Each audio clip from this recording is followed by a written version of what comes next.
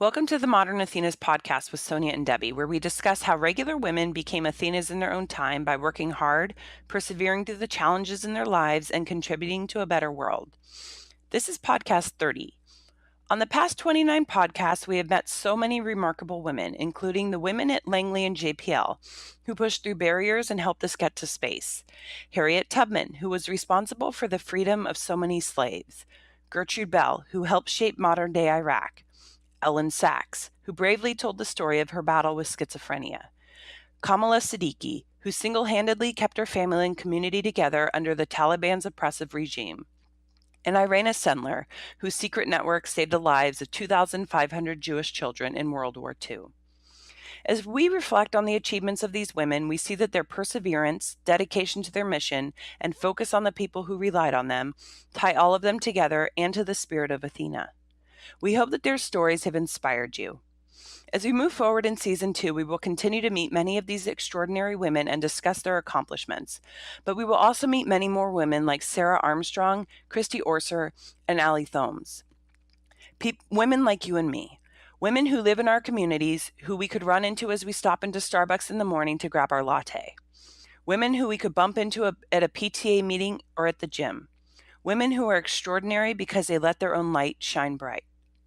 The passion that you heard in Sarah's, Christy's, and Allie's voices as they told their stories comes from experiencing and embracing their own life journey, with all of its successes and its failures, with all of its challenges and victories. They shared moments that they want to hold on to forever and moments that they wished they hadn't had at all. They shared with us the people that they met along their journey who shaped them and taught them valuable lessons that they have brought with them as they have continued forward. And they shared with us the toolkits that they created and use every day as they navigate the ebb and flow of life's tides. We want you to know that your journey is just as special. We want your journey to be filled with success and laughter and joy. We want you to have a toolkit that you create so that you can navigate the ocean's thunder and rolling waves. We want you to find those people who you can lean on and trust to help guide you and walk with you on your journey. We want you to have those special moments that you will remember forever. We want you to be able to persevere through challenges and to guide others through theirs, to be brave and courageous, to be bold and aggressive, to fight for yourself and for others, and to never quit. So our next series of podcasts are going to focus on women that can help you with all of those things, that can help us with all of those things. Ordinary women who can show us that it isn't about being famous or changing the entire world or having it all figured out. It is about letting your own light shine bright. Welcome to the next part of Season 2. Introduction to the Bridge Ladies. My personal story. When I was younger, I spent some summer days at my grandma's house while my mom worked in the city. That's San Francisco for all you non-local folks. Don't call it Frisco or San Fran or any one of those shortened names. That just tags you as an outsider.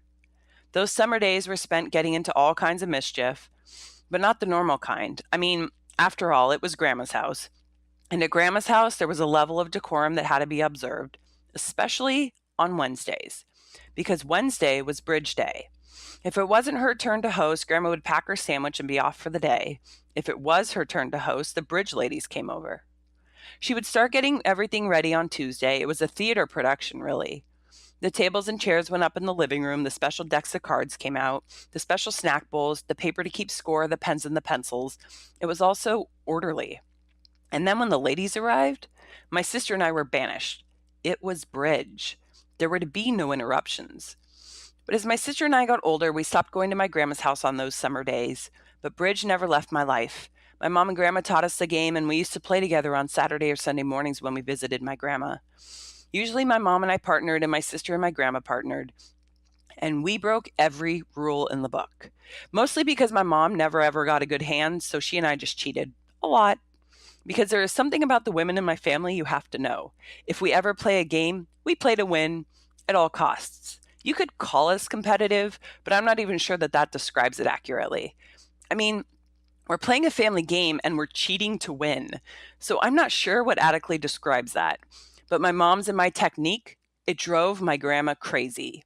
Because that's not how you play bridge. She wanted to play. She was a bridge lady. And that brings us to today's book. Today isn't the day to tell you all about how we pick all the books for this podcast, but I will tell you how I picked this one. The cover of this book looks exactly like my grandma and I. She passed on 5 years ago, but seeing her and I like that, it just made me smile. And the title, The Bridge Ladies, well, you'll see. The bridge ladies in this book have been playing bridge together every week for 55 years. Think about that. 55 years. The way that they are connected, that bond, that loyalty. And while they pretend not to care about each other, they do. They have crossed through decades of change together. They have watched each other's children be born, grow up, and now have their own families. And now, as they age, they are confronting the deaths of their own spouses and their own mortality. The author is a daughter of one of the bridge ladies and wrote the book in an effort to connect with her mother to see what has made these women stick together for so many years. Not surprisingly, she finds that there is so much more to it than bridge, but that it also is not only about the game. So, listen to their stories and think about your own friendships and about the older women in your life, all of whom can play a role in your journey. Give them a call. You never know what they can share with you. I will warn you, though, watch out for your grandma. Bridge is a competitive game. Demographics. Quote, as demographics go, the bridge ladies couldn't be more alike. They are all in their 80s, all Jewish, and they all attended college. They married young, married Jewish men, and stayed married to them. They had 2.5 children. None worked outside the home during the years they raised their children, except Rhoda, who shattered the stained glass ceiling when she became the executive director at the synagogue. They did the shopping and cooked the meals. The Joy of Cooking, published in 1936, was their Bible. They picked up the dry cleaning and cleaned their homes. Eventually, each would be able to afford cleaning ladies, as they would all become upwardly mobile. They decorated and planned vacations from the Catskills to Puerto Rico to Rome. They lived through the Depression and World War II. Some of their husbands joined the war effort. They witnessed the Civil Rights era, the Vietnam War, and the feminist movement. They saw interfaith marriage among their children and interracial marriage among their grandchildren. Though they were not all born in New Haven, they have lived in the greater New Haven area for all of their adult lives. They raised their children here, 4 have buried husbands here, and 1 buried a daughter. They are all in relatively good health. Their adult children are as great a source of pride as they are of aggravation. They don't like to brag, but their grandchildren are brilliant, end quote. So I think this sets the stage perfectly for, just that in a way that we can all hopefully relate to. I mean, I know I can, because this reminds me of my grandmother's, particularly my maternal grandmother, who lived to be 103, and she was widowed at 64 years old, but she had a very close group of friends. They would go out to breakfast on Saturdays at the same restaurant, and then they would do bowling during the week. And she and her very closest friend would go on bowling tournaments around the country.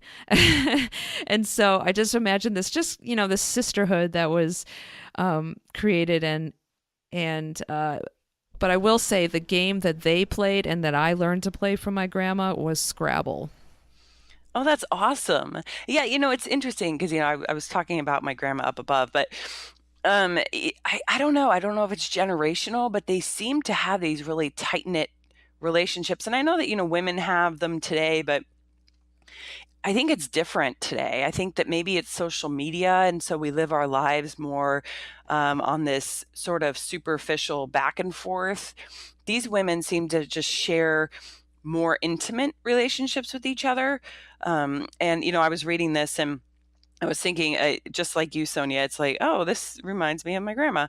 But I love the intimacy, and we'll talk about that throughout the podcast today. But yeah, they live just these very full and what seems to be just beautiful lives. And though their families are different, they're also very similar to each other. And I don't know if that came from the fact that they share this cultural heritage together, or the fact that they lived near each other, or maybe it's a combination of all those things, or the fact that they lived in the same sort of generation. But I found that very interesting. Well, and I think that, like you said, I think it is kind of maybe they're all Jewish. They all went to the synagogue. They all lived in the neighborhood together, where I think that feels different than where we are now in life, because it's very in my experience, it's very unlikely that I have like my neighborhood friends anymore now that I'm an adult. And this is what it was. And they were close. They could go over each other's houses. And it had, yeah, you're right. It has kind of that like consistent um, intimacy that they weren't very far from their friends. The pot roast friendship. As she is writing the book, the author spends a lot of time with the women on Mondays and time individually with the women during other times of the week. Quote, the women pretend they don't like each other. They pretend they have grown apart, their affection blunted over the years. But the truth is that they have aged, and though their children have grown, there still exists a devotion to each other. These are dutiful women, their love flinty but made to last. I knew that if I were to get sick, there wouldn't be such a steady stream of friends visiting. I'd be lucky to get a few texts with smiley face emojis and some messages on my wall. Facebook may connect us across the world and throughout eternity, but it won't deliver a pot roast. End quote. And I was reading that quote. I was thinking to myself, I've got a couple of friends that I definitely know if something were to happen to me or I, needed that kind of in-person support, they would jump an airplane and they would immediately be here, even though I live in a place now that is a nightmare to get a connecting flight into. They would be here in a heartbeat. But the majority of people that I'm Facebook friends with, that's exactly what it is. I'll be connected with them across the world and throughout eternity, but they just wouldn't deliver that pot roast because that's not the kind of friendship I have. And, we were just talking about living in the neighborhood with, these women. And I think that that's just sort of the society we live in now. It's just, we grow apart from people and we stay in touch through social media. But once you change locations or, you just grow apart. Well, like you said, you have you've close friends that would at a drop of the hat come, but they'd have to get in a plane to get to you. And I think that seems like that's a major, I don't know if it's a major difference, but that's the difference with the bridge ladies and us, is that their friends were next door. So it's like, I think I saw that in my grandparents' generation. When I lived in Chicago, I have aunts and uncles and cousins, and in Pittsburgh I have aunts and uncles and cousins, and I had the honor of having many large family gatherings growing up. It was, it became the norm, and now that I feel like we're all scattered because you can be, life brings you anywhere and everywhere in the country.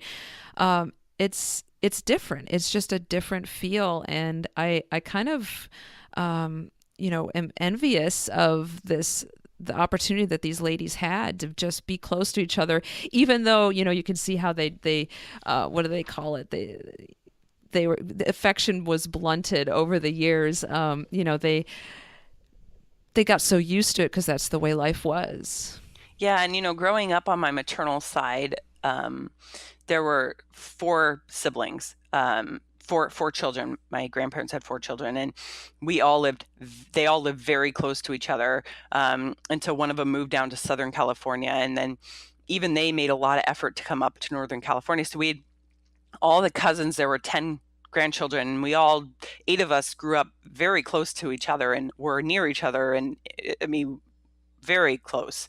And so I was so lucky that way. And, we had a lot of extended family gatherings and, and so in a way we lived this just the way that these women did in this past generation. And, as we've grown up and all of us have sort of moved out and away, you just realize just how lucky you were growing up in that kind of an environment.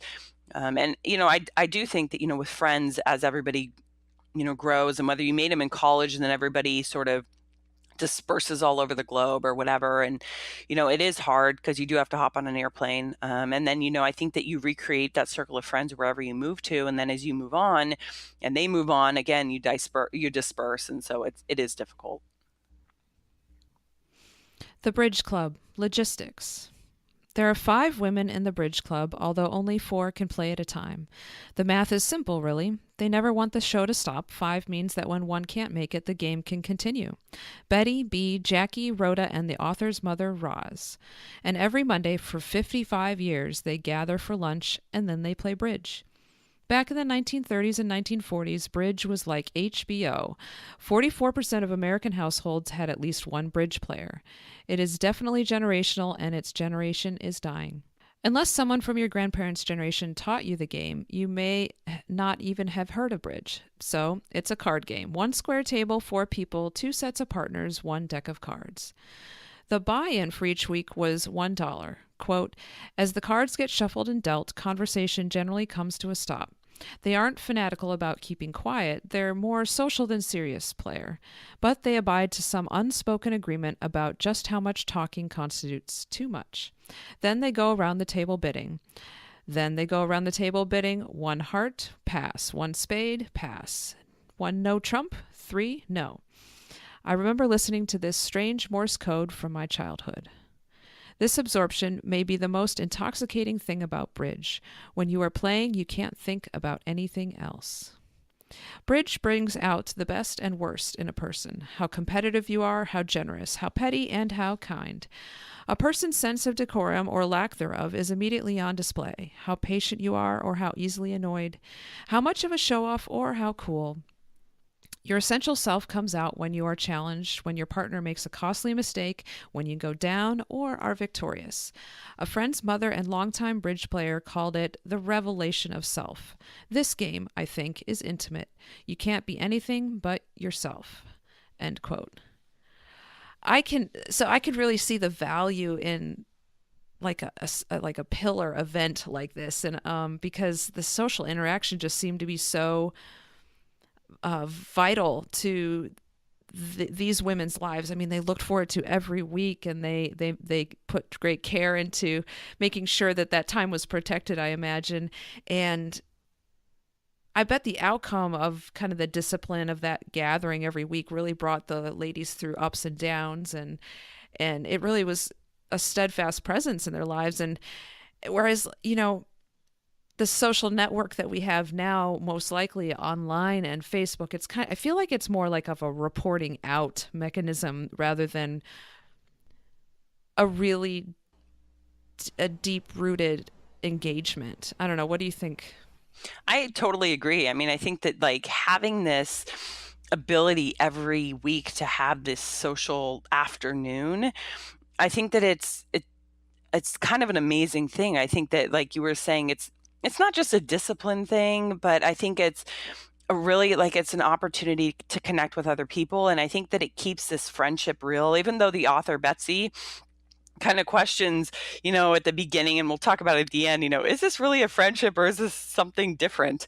But I think that it offers them this time to connect with other people and have those real conversations. And they do have real conversation. I mean, even though they talk about this unspoken agreement of just how much talking are they going to do at the bridge table, they have lunch before, and they do converse, and they talk about difficult topics, and knowing that you're going to have that time to do that is important. Whereas you can't post difficult topics on your Facebook status. I mean, people post religious and political discourse, and they have a little bit of back and forth, but you're not going to have in-depth discussion, and you're probably not going to have it with everybody on your Facebook. And sometimes, people get a little bit out of control on these postings, and it's not going to be in any kind of depth. And I think that that's definitely something different that's happened now. And certainly some people have those weekly in-person get-togethers, whether it's over a beer on Fridays, or whether it's over, whether they have a knitting club. I've got a friend that knits and gets together with a group of people, but I don't think that a whole lot of people have that kind of in-person social network anymore. A mother's critique. Betsy interviews each of the bridge ladies separately as part of the book. She interviews her mother as well, but she also winds other observations on their relationship throughout the book. Quote, we had never been close, and we were reliably caught in a classic mother-daughter dynamic. Whatever she said, I took the wrong way. Every comment she made felt like a referendum on how I lived my life. If you were to put my mother on the stand and ask her to take an oath, she would swear on a Bible that she doesn't criticize me or my sisters, especially where my daughter is concerned. On the contrary, she would say she marvels at how I do it all. Who is telling the truth? In Deborah Tannen's book about mother-daughter relationships, You're Wearing That, She reports that the number one complaint grown daughters have of their mothers is that they are always criticizing them. Conversely, as one mother puts it, quote, "I can't open my mouth. She takes everything as a criticism," end quote. Tannen explains that what mothers see as caring, daughters take as a criticism, or in my case, multiply that by moving back home and living a few miles away from the source, end quote. So, I think this is Betsy's having this, really sort of interesting discourse with herself, but I think mothers definitely can be our harshest critics and our biggest supporters. And I think that that's part of what makes mothers mothers. And I do think that we see our mothers in a different perspective than they see themselves. And, our relationship with them is constantly evolving as we get older and also as they get older. And as they see us not as 10 years old or 15 years old anymore. And, it's hard for them too. Yeah, my head went directly to teenage Sonia and college Sonia, where at the same time, like I could not tell you any sort of phrase that probably my mother said that actually was criticism, but I remember feeling very criticized, even though she probably had never ever said a word like that. But I still remember, asserting my independence because I probably must have felt like everyone was criticizing me. But so I think it is, at a certain season of life that can change. And now, I don't feel that from my mother. I feel like I can pick up the phone anytime, and we talk about whatever we need to talk about, and I see more of that. I feel more of that support rather than, as a younger woman, the critique side of things. Yeah, I mean, personally, I've never had that critiquing side relationship with my mom. I mean, some days on and off I'll feel it. But usually that's just me. I know that she never means to be really critiquing. She often, I feel like, holds back that critique intentionally because she's like, I don't want to hurt your feelings. Whereas, I know my sister feels more of that critique support relationship. So I just think it's interesting. And I think a lot of women feel that critique support balance more. Certainly, obviously, Betsy did. Jackie's lunch. When it is each lady's turn to host the lunch, they either host it at their home or at a local diner. Jackie treats the ladies to a meal at a diner near her home in Bethany, a rural suburb of New Haven. Quote, "A beautiful young woman gives us our menus and will be back for our order. She is slim, has high cheekbones, and her shiny brown hair is pulled back into a ponytail. She is a source of speculation among the women. Supposedly, she has an advanced degree and at one time had a high-paying job in Boston or New York. Now she works here in an ordinary diner on an ordinary country road. What is the story here? The ladies can't fathom how a girl this beautiful and educated is waiting tables. I speculate that she embezzled funds to support a cocaine addiction. The ladies do not brook such foolishness. My imagination is too vivid for them. Still, the ladies feel sorry for her. Didn't she have any options? Was there no one to catch her? Waitressing is not streetwalking, but the ladies' pity suggests as much. For them, marrying and staying married kept dangerous waters at bay. None of the bridge ladies fell through the cracks like Lily Bart. None wound up in a polyester dress and white wedgies. Whatever opportunities they missed out on by not working, they were also protected from working. Why hadn't our lovely young waitress been protected thus? No one says it, but it's in the air. This wouldn't happen to a Jewish girl, though of course it could and does." End quote. I thought this was a fascinating interaction that, kind of was very dense with a lot of different feelings and some tension because, I can imagine these ladies seeing this waitress and kind of having this chatter about it or unspoken thoughts. But, is that because they were old and she was young, or was it because they were judging, or were they intrigued by her, or were they jealous of her, or were they in contempt? I could kind of try to sort through it, but there's kind of a bit of a mystery to what was the real core of why they were feeling that way. Yeah, I mean, I couldn't figure out whether they felt sorry for her, like she has this advanced degree, like why is she working here? Or whether, yeah, I felt the same. There were just so many layers to this. Didn't she have any options? Was there no one to catch her? I couldn't figure out whether catching her meant like she had an advanced degree.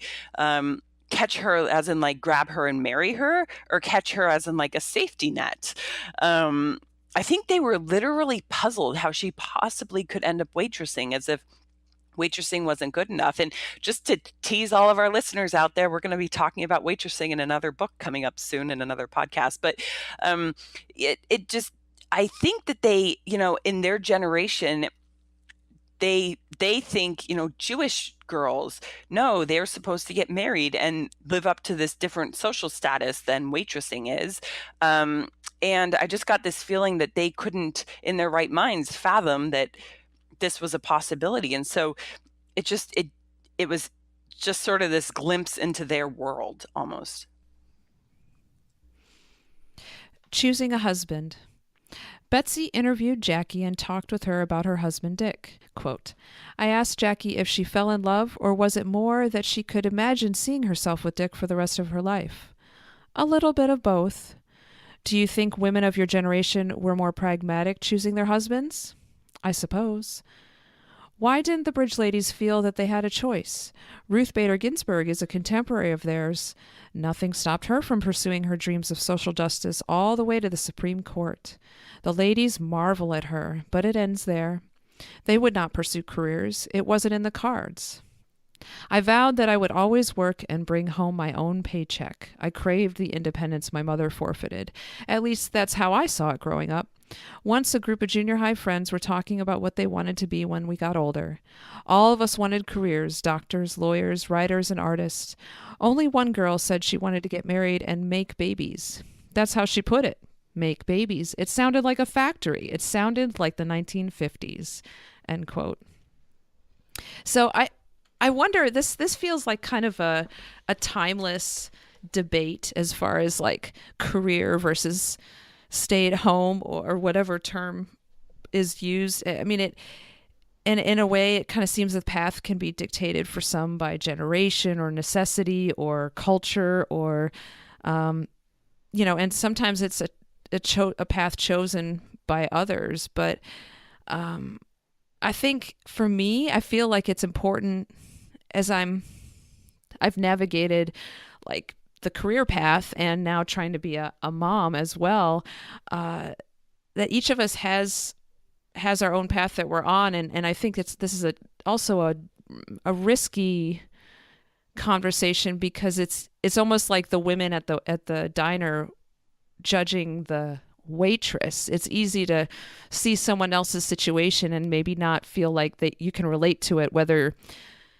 you are, running your home or you're running a business, or it's, I don't know, it's, to me, it's a very individual, maybe that's the right word. It's kind of a very individual pathway. And in either path, I think a woman could be independent and driven, nurturing, supportive. And honestly, I don't think the setting rules out any of those, but I don't know. What do you think?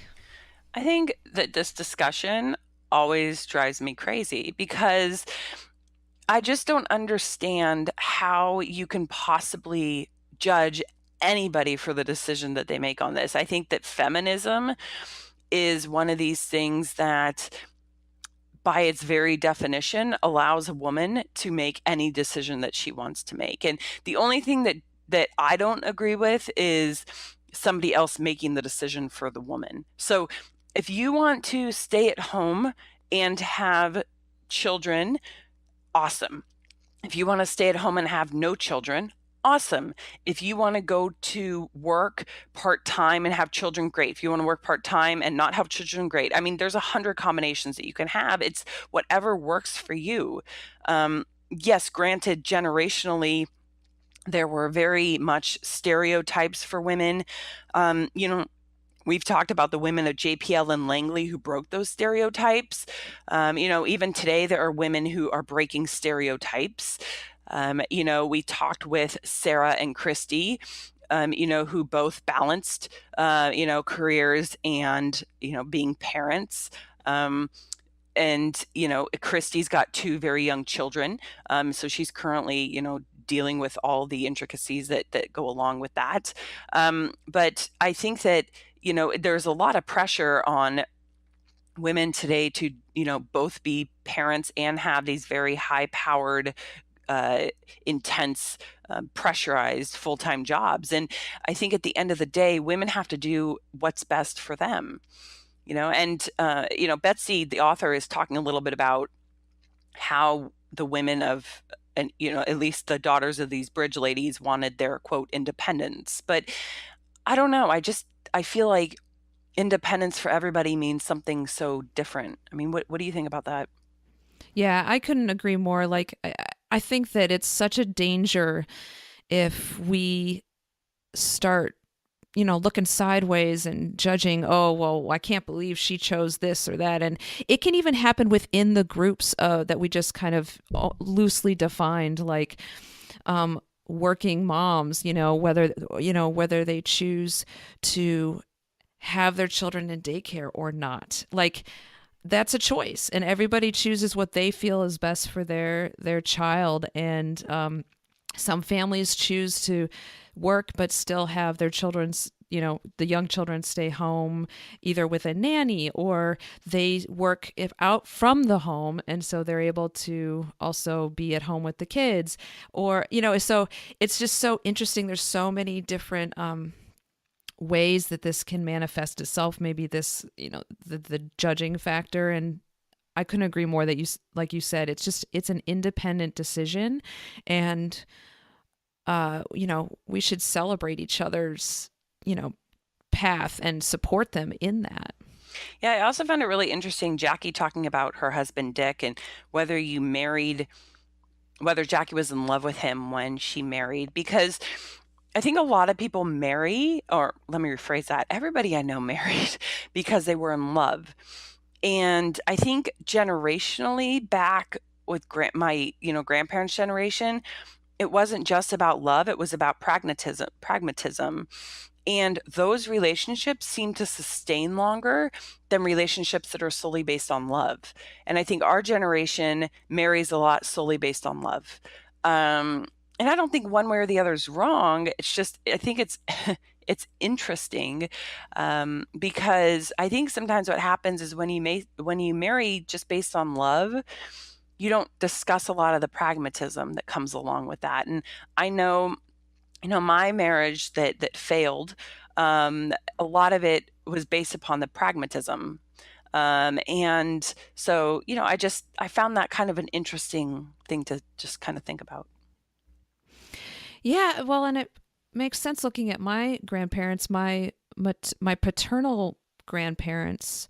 Um, I mean, they were married 50 plus years, and there was till death do they part. I mean, they were married for a long, long, long time, and I mean that was just what I saw. And then my maternal grandmother, she was widowed at age 64. So I never met my grandfather, but she never remarried. And but I was seeing those long, and my parents are about to celebrate their, like, well, in 2020 it'll be 50 years too. So it's kind of, I've been surrounded by that as well. So that is my metric, that is my standard right there. Maintaining family traditions. For many of us, growing up was filled with family traditions at the holidays. Our mothers, but particularly our grandmothers, would cook culturally traditional dishes, some of which we couldn't identify, and many of which no one would eat. But they would continue to cook them, likely out of a fear that if they didn't, the cultural tradition would die. The author's mother was no exception. One Monday, the conversation at the table was who was going to be making Seder. Only the author, Betsy's mother, was going to be making homemade gefilte fish. In fact, Betsy was pretty certain that she was the last Jewish grandmother in the tri-state area who still made it. Betsy describes in detail the recipe and the process of making the fish. It begins with 3 kinds of freshwater fish: carp, whitefish, and pike. But you'll have to read the book to understand the rest of the process. It's pretty complicated. It was clear that Betsy had no desire to learn the recipe or the process, but her mother asked her to come help and to bring her daughter along for the ride. Midway through the process, her mother paused. Quote, "Why don't you go home? You look exhausted," my mother says, though I have clearly exhausted her patience. I know this was supposed to be some big bonding opportunity, and I want to get into the spirit, but it's too artificial. We both know I'm not going to make gefilte fish. It's doubtful I'll even make a Seder.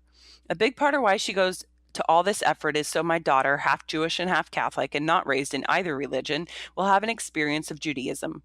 She's nervous that Catholicism, with its Christmas gifts and Easter bunnies, will win out. I'm not sure how she thinks she stands a chance with gefilte fish and plagues, but nevertheless, each year she rolls out the Haggadahs and Seder plate. End quote. I think it's interesting because today a lot of children are born into dual religion families. And so, parents are making a lot of different decisions, whether, to raise a child in one religion or the other, or to raise them in dual, both of them. And meanwhile, the grandparents on both sides are horror of all horrors. These children, they don't understand either cultural tradition. And, there's other families that are very steadfast and, in the marriages, they're marrying into the same cultural tradition. But even then, it's this sort of dying off of these staunch, deep-rooted cultural, not just traditions, but the sort of those values, or and they're manifested in could be manifested in the food and things that happen at the holidays. Yeah, I was thinking a lot about the traditions that my grandparents set, and that was definitely around holidays, holiday time, and my parents made sure that those traditions were part of our lives, and they continue traditions too. I mean, that a lot of times they revolve around holidays, and I mean, getting a package of my mom's Christmas cookies in the mail is like pretty awesome. But and I think about what traditions, now that I have a son, Ethan is 4, to that I want to preserve for him or create for him. And I think while some of those traditions change or feel like they can be lost because because of that scattered feeling, I would say that we were talking about earlier about we're actually not physically near all of our extended family. They're at least an 8-hour drive, so we don't see them more than a couple times a year, and that's hard to feel like you're preserving those times. But I have to be much more intentional about it. But I also feel like this time in my life right now is so busy, and there's so many balls in the air and plates spinning, that it's important to remember to make time for those traditions and structure and creating those important memories. But sometimes I get really stressed about it too. I don't know. What do you think? Yeah, I mean, growing up, my family's we're Polish, my maternal side. Very, very big into Christmas cultural Polish tradition. And two of the things, well, Christmas Eve is for Polish families one of the biggest days of the year. And so my extended family always got together for all of Christmas Eve. And the parents would, the women would do all the cooking, and the grandchildren would basically, waste the day away downstairs trying not to kill each other. And at my grandparents' house, and my uncle would take all the kids out for quote to go to church in the afternoon, and we would end up going bowling and then go look at all the Christmas lights. And it's not like all the parents didn't know that was happening. And then when we came back to the house, Santa would have come and brought all of the gifts and put them under the tree, and that that was always fun. Or we may have gone bowling in the afternoon, and then the gifts were after dinner. I don't totally remember. We were really young. But the cultural traditions I remember more, and that was, we would stand around in a circle, and we would break this wafer, and it's called a płatek. And my grandfather would start, and he would break it, and then you would go around and you would break yours with other people in the family until there was none left, and then you would eat what you had. And that was one of the biggest. And we would eat Christmas Eve dinner at the First Star. And so all the grandkids would end up like looking out the window and, whoever spotted it first. And then we would leave a place set at the table, an empty place for an uninvited guest. And so those are kind of the things that I really remember culturally. As for dishes that nobody eats, this gefilte fish dish reminds me of these three types of herring. Nobody eats them, but we always had to have them at Christmas Eve. I don't really know why, but another cultural tradition at Christmas Eve is we don't eat meat on Christmas Eve. It's Polish tradition. I don't really know why, but we don't. So when you're growing up as a child, you just, you want your normal food that you eat, but no, we don't eat meat on Christmas Eve. So, our parents had to get very creative about what to feed the kids. But as you get older, you kind of value those traditions, I think, more and more. And like I said, as we've all split up and we don't have Christmas Eve together anymore, you miss it, and you miss those sort of family traditions. And so you have to start building your own. And you kind of take those little bits of cultural heritage that, you want to keep. And I think you're right, Sonia, you get busy with life, and life happens, and then you start losing these things. And so you have to really keep things that you from your family that you want to hang on to. Reflecting on death. Never one to pry, Betsy didn't want to ask questions about death, even though she was keenly interested in whether they had thought about it, given their ages and, for many of them, the deaths of their spouses and many of their friends. She figured if the ladies wanted to talk about it, they would eventually bring it up. One day, they did. Quote, "Now that the subject of death has been broached, I ask the ladies if they fear death. Rhoda first emphatically says no. Jackie and Betty look down, stricken. Yes, I do. Betty finally says, and Jackie commiserates, I have pushed them to talk about something difficult, and yet I suddenly don't want the responsibility of holding up an unwanted mirror. Do they think about how many days of glorious sunshine are left? How many more winters will wash through their bones? Just hearing them admit fear scares me. Of course, we all think our mothers will never die, that cord never cut. More than death, my mother fears becoming a burden.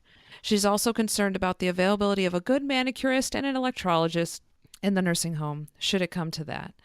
Betty's doctor told her if she falls, it would be the end of her. You need to get a new doctor, Rhoda chimes in. Then I ask B, who has been uncharacteristically quiet, if she is afraid of dying. You're dead, she barks back. End quote. So I think this is kind of it's such a unique position that Betsy's in, to be able to kind of interview this collective of women, and see the different reactions that they have. And in some of the episodes that in the stories we've been able to share, obviously death is a part of those. And we saw Susan's kind of approach to her death, with really trying to carve out joy. And and her voice was really strong and heard, and she had committed herself to that in those last days. And I was thinking about my grandmothers, and honestly, my paternal grandmother never seemed to fear death. She had a very strong faith in, and especially in heaven, and she knew where she was going. And she was very strong and steadfast, and she definitely didn't want to be a burden on anyone. She was, I think, 89 years old, had to get a knee replacement, and finally, a year or two after that, she finally had to not live by herself in an apartment anymore. And that was a really hard transition, but still, she never seemed to fear death. And so I think the key to all of this in my life is, it's none of us wants to really think about death, but I think it's important to have not a fear, but a reverence. And at the same time, these women have taught me to, and affirmed that living life fully is really, really important every day. Yeah, and I think, to tail on your grandmother, not her having fear, my maternal grandmother was extremely, extremely just deep, just faith in her Catholicism. And also had no fear of death because of her deep faith. And I think that not fearing it and just knowing that it's an inevitable part of life. And I think that having that sort of approach to it, I think that it makes your life almost richer, because you are able to live life, and just enjoy life more. And you're not sort of wasting your time or your energy thinking about, oh, this could happen. Oh, what if, what if, what if? You're just more focused on your day to day and your future and your dreams. And, if it happens, it happens. But you're not fearing it. And like Susan, she really, she put her affairs in order, and yes, she took care of things that needed to be taken care of, but she didn't waste time fearing. She, spent her time doing positive things and, making the most out of her time. And I think that these women, these bridge ladies, kind of, were doing the same thing. Betsy's saying her mother was concerned about the availability of a good manicurist. She's spending her time thinking about positive things and about life. And I think that that's just a good thing for all of us to think about. Maybe it is just about bridge after all. The pot roast friends we discussed earlier in the podcast, Betsy has discovered so much more about the bridge ladies' friendship by the end of the book and shares more insight. One Monday, Rhoda is very late to lunch. The women speculate on what is keeping her. Just as they're all beginning to actually worry about her, she shows up. It was just traffic on 95. Betsy wants to say how great it is to see everyone, but everyone is already buried in their menus, ignoring Rhoda's entrance and each other. Quote, I've learned by now that their reticence is largely generational. For them, the word share means splitting a sandwich, not automatically opening up about your life. I also get it that long-term relationships can grow threadbare, as can all relationships for that matter. Still, I want the ladies to love each other more, to have more fun, and to be happier to see each other. Even after all this time, knowing their penchant for a reserve over ebullience, I'm still surprised at how cautious and circumspect everyone is. Once I asked Betty why the lunches weren't livelier. She thought about it for a while and finally said, we'd become dull to each other and dull to ourselves. Before I played, the game looked boring and repetitive. Now I get it. Bridge is incredibly fun. It's absorbing, crowds out all other thoughts. You don't need to be anyone's best friend. Teamwork naturally develops between partners. Plus, winning a hand of bridge is like shooting the rapids and outwitting a fox at the same time. Maybe it's the game that keeps them together more than the bonds of friendship. Maybe bridge itself is the glue that has kept the ladies together for over 50 years. Sometimes you have to call a spade a spade. End quote. Yeah, I mean, I thought it was interesting here at the end of the book, Betsy's talking about the fact that maybe they're not really as deep of friends after all. Maybe the friendships have kind of frayed, and it's the game.